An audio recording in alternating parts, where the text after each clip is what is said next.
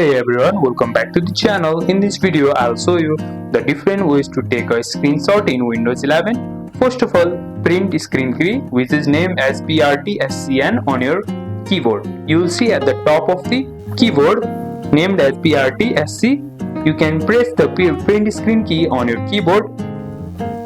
Then this copies your whole screen to clipboard. You can now paste it into the Paint or any app using the Control V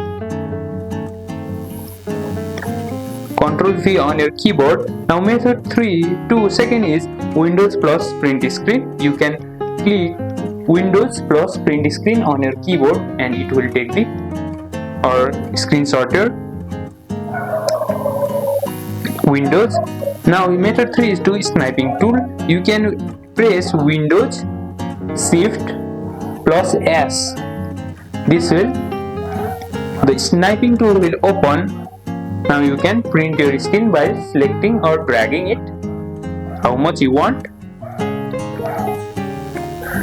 Then another method is Alt plus print screen. You can press Alt plus print screen.